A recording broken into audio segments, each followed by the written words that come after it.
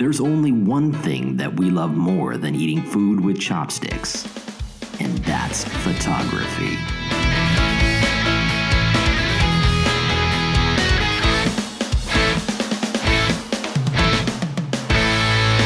So what's up, old ancient chopstick guy? Oh, you don't know how true that is. We've been at this photography thing a long time. And what we thought today, that we would just have a little discussion about what are the things that we wish A little conversation. somebody would have told us years ago that would have saved us a lot of heartache. A lot of heartache, and a lot of pain. So, And a lot of really crummy pictures. so what do you think is a very simple thing that would have improved your photography years ago? I got one right off the bat. What's that? Right? Lens. Right? Yeah. So I bought my first DSLR. It was a Nikon D80, right? A pretty cool little camera. Yep. I thought it was expensive for the time, but it came with a lens, which was great. I bought a flash and all this stuff, but it came with the lens, and it was a kit lens, 5.6. Variable lens, aperture, yep, you know, which means the aperture changes I if you can had take you pictures zoomed like in. nobody. But you know what happened? Right, I go out there and take pictures of portraits. You know, my friends would take pictures of portraits. I'm like, I don't think my picture looks that good. Yeah, because that's about when the internet came with, Yep. and we started looking at other people's photos going, oh, my pictures, the people look just as good, but the rest of it doesn't. So, you know what I did? I did some research myself. Nobody told me this, but Okay. it was kind of a pain. I had to go out and figure out why that was happening. Well, it was happening because everything in the background was in focus, right, with my 5.6 aperture lens. So I went out and I got a 50 millimeter 1.8. It cost me $105, right? It was a lot of money. I mean, it's still $105. They're but, still $105. but in the big world of lenses, that's very, very Yeah. cheap. But this thing made all the difference in the world on how I shoot. Yeah. Because I now got that bokeh in the background, the creaminess in the background. The face was really sharp. I always say the 50 millimeter is your introduction to bokeh. Yeah. To creaminess. You know, once you get that, you can move up to an 85 Sigma 1.4, which is delightful. But, you know, for everybody that's starting out, I wish someone would have told me, just start with that 50, forget about the kit lens, save $200 on the camera kit, and just get one of these. Yeah, because I think what I did when I first started, I bought a big, long 300 millimeter kit lens to go with it, and thought that's going to do it. It helped a little bit. Yeah, well, you know, the thing was too, I was shooting a lot of indoor photography, right, which I needed something that I could handle very low light. Yes. You know, and that was the big benefit of that 1.8. So here's the one thing that I'm thinking of. So is, you said lenses. I think for me, it's light. I wished way earlier I would have learned about using a flash. Okay. You know, when I bought my kit camera, I went out and I bought a flash. And it was, at the time, it was Nikon's latest, greatest. I was watching videos where Joe McNally was making incredible things. Making beautiful magic. And I'm turning on my flash on top of my camera, and I'm making mug shots. Yeah, there's the guy standing there. Hi, right? There's a mugshot. So it was, you know, That's Mark's specialty, just so you know, mugshot photography. That's That's right. what it's all about. So again, I instantly went, I don't want to do this. I'm just going to be a natural light photographer. So probably I didn't know you back then, right? But what happened for me, I did the same thing. Where did my flash go? Back in the bag, right? It just, you know, that's where it went, was back in that bag. And you probably had the same thing happen. I didn't want to use it. Yeah, and see, and that was that point of life where I was right there where, guess what? Whenever I hear I'm a natural light photographer, all that means to me is I don't know how to use a flash, because we've all been there. But I mean, I saw, you know, as we've been hanging out together as photographers for 12 years now. So, and I've seen a marked improvement in your photography. I know I've seen it in mine. It's like when I look back at some of those old pictures without light, like, Oh gosh, yeah. that was terrible. And now that we've taken 12 years to learn how to use light. And we're still learning every day. Every day. That's the great thing about it. And it's not anything that we're against natural light. Natural light, I love natural light. The problem is I have no control over natural light. I just wish someone would have told me Years use ago, light. that you want to control the light, learn how to use your flash. Yep. So that bar none, I think, is the simplest thing to improve. You know, your and that portrait. goes right along with another subject. I think that it comes down to like the details. Right? I wish someone would have told me, check the details, Steve, because You don't like deleting photos because of you cut bane of somebody's my photo fingers existence, off. and I still do it. In fact, you know, we just did that workshop in San Francisco, the fashion workshop. I had this beautiful picture of Natasha, one of our models. Just, I mean, it was lovely. It was a thing of beauty, right? And she had one of the beautiful. She's a ballerina, had beautiful ballerina fingers, and it just posed. Well, I was pretty tight. What happened? I cut off her fingers. Like, I amputated the beautiful girl's fingers. Like, oh, it just frustrates me. So details, yeah. Those details, Oh, they aggravate me too. Because the other thing is, you're talking about fingers. I always love this. Arms. I'm either somebody's missing an arm somehow in the photo because they've turned the wrong way, or they've put their arm around somebody to where 3 people over there trying to reach behind them, and now there's this phantom hand coming out. You always wonder, where did where's that the arm come coming from, right? So, yeah, the details of just where the hands go. Details though. Yeah. This is one I still to this day blow. I blow everything. I'm a crappy photographer now, but it comes down to like bright spots. Okay. Ooh, you know, so you're shooting out in this beautiful scene, and there's a little bright spot maybe on the nose. You're shooting, you had that happen. Actually, you're you told me that shooting in the story, park, right? and dappled Where you lights had coming to a tree. that model with the the big spot on their nose. You thought I could fix it later. It didn't work. But yeah, just those spots that you can never change. It's the kind of thing. Just if you pay attention to them and think, oh, I can change it later, don't change it now. Yeah, exactly. Because dappled light's easy to fix. Turn away from the dappled light. So the other thing is cluttered backgrounds. We were just a few minutes ago, before we started the show, we started looking at some images.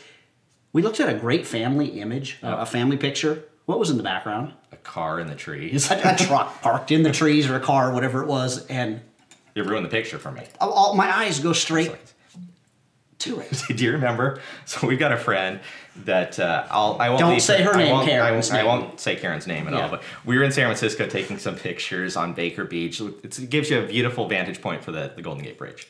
So Karen's there taking. If you live in San Francisco, you know about Baker Beach. Baker Beach is a nude beach, right? so we're taking pictures, and Karen has this beautiful and wall. The best vantage point to see the bridge. So it's not necessarily a nude beach, but it's known as. Yeah. Okay. So Karen takes this wall hanger of a picture.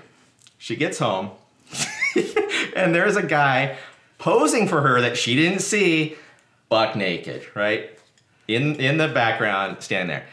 A lot of clutter in that detail. It was just funny. But it's those kind of things that you just got to learn to look at the whole view. The background, yeah. People don't going look on at there. It. Okay, so here's one of the things that drive me crazy. I get this all the time. You get so carried away taking a picture and you miss those, 3 hairs that are in the person's face. And I'm not talking about goes across the cheek and they could have swept it away. I'm talking about the 3 hairs that go across through the eyeball, across the nose, across the lips, through the teeth, and you go, I've got to Photoshop that out. Can I do it? Yeah. Do I want to spend 40 minutes making it look really good? No. So how easy is it to just tell them, wipe your head, brush your hair, brush your hair, brush your hair, brush your hair. It always works. The other one is hand positions, right? So we always make fun of the claw, right? So you say, just gently caress your face, and you get this, or you get the, how does this look?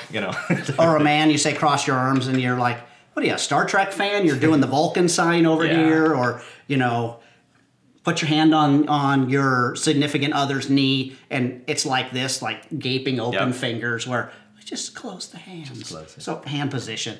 And then another thing that comes to mind for me is clothing. When I say clothing, malfunction. The malfunctions. And that is, how many times have you taken a picture of a man where, like, right down at the bottom, there's like one little peak of belly. He's got the belly shirt on. It's not the, a little bit of belly. Sexy. It's not good. Or just things twisted. Yeah, jewelry, all that kind of stuff. You can fix those things. I think just right there, there's plenty of stuff that details, the devil's in the detail. Yeah. No, the bad photos in the detail. So what do we have? We have lens, light, and details. And with those 3, if you pay attention to just those 3, you will instantly your photography knock your camera right off the table. You'll instantly get better pictures. It will. That fast. Pretty amazing. It is now time for Fortunate Questions with the Chopstick Guys. All right, now it's time on the show when you get to open up the fortune cookie of fortuneness. Fortune-y goodness. What do we got? Watch this. This is how you actually do it. You do it right over the plate, and that way you don't spill the crumbs all over the floor. What's that? That's a crumb, but I'm not wiping it on the floor. All right, what do we have here? We have a question from Francis from Vallejo. Francis. Somebody better quit calling me Francis. Is that a guy or a girl? I don't know, but hey, Francis, how are you? Francis from Vallejo. It says, does more megapixels translate into better images? That's a nice question. It is. I kind of like that. Yeah, because, we've been talking a lot about the new Nikon 850 and the fact that it's got tons of megapixels. But does it translate? No. No. Not at all. No. So what is the megapixels of a 5D or a D5? A D5, 20. 20 megapixels. 20 megapixels. Yeah. An 810 is 36 megapixels. 36 megapixels. So when you flip and you go into the Canon side of things, you got a 1D. It has less megapixels than a 5D Mark it's III got and 18. 4. So you would immediately go, oh, the 5D must be better than the 1D. The 810 must be better than... But it doesn't work that way. No, so here's funny. So I was looking up the other day on Amazon, just for fun. I was looking up to see how cheap I could get a digital camera. Yep. There was a digital camera for $19 that had 20 megapixels. Is that going to be as good as a D5? No. Right? It's not all about the megapixels. It really isn't. It's about the quality of that sensor. The sensor, It's about the software that's reading that sensor. It's all of the above. the lens, everything. I think it's more about newer generations. It gets better. It doesn't. It's not necessarily equates to just, oh, this went from 12 to 14. You know what's interesting? Actually, like, we were using this earlier when we were talking about lenses, but this is a D700, right? This thing is 8 years old. And I snapped a picture right before we started filming Yep, of and Mark. you showed it to me. And Playing like, with that 50 oh my goodness, millimeter how lens. good this thing is. Yeah. This is 12.1 megapixels, and I still am blown away with the files that come out of this. I mean, megapixels. Yeah. I would rather use that 700 over, Nikon now they have like the D, what is it, 5800 or 58, something. 75, what is it? Yeah, exactly. But that have more megapixels, but that's kind of a Yep. better, cleaner file. than So those. it's the quality of the megapixels rather than the amount of megapixels Correct. that make a difference. But actually, really good question. That's a question. I don't know that we answered it, but other than the answer is no, it doesn't. No, it doesn't. It doesn't translate. Not at all. But good question, Francis. And if you have a question for us, like always, if you in the comments below or catch us on our website, send us an email. If we like your question, we will bake it into one of our fortune Bake it. cookies, and we will read it on the show. That's right. So, You also get our fabulous, fancy, fantastic fortune cookie chopstick set. That's right. That's right. So, how about a little food for thought? I got some Today. food for thought. You got some food for thought? Oh, I have some food for my mouth now. You always do. You always do. You want me to go? Okay. Yeah, I do, because these are amazing cookies. They I are. love to eat. They are. But food for thought, again, going back to what we talked about, I wish people would have told me this. And I think the kind of thing, I did a small bite about this the other day, but just the fact of, become a student again. Right? Yeah. Learn stuff. If people don't tell it to you, go out and search for information. There's so much stuff online. Back when we first started in photography, I wish people would have told me stuff. I wish I had the resources I have now. You've got this show, you've got tons of great shows out there on YouTube, lots of great blogs and stuff that you can find out all kinds of information. So, Yep. Yeah, I wished years ago, rather than, the idea of that there's a magic pill out there of just buying gear, someone would have sat me down and said, no, here's the pieces of gear that you need to start with. All the other stuff, or just, make your stuff maybe a tiny bit better, Yep. but like lenses. I wished I would not have bought certain lenses and spent the money totally. and put it into, one single good lens. Yep. I think it would have propelled things for me much quicker. When I think of how much money I've wasted on my own thoughts and ideas, like what I thought was going to be okay, Yeah. rather than having someone tell me, it's thousands and thousands of dollars. Yeah.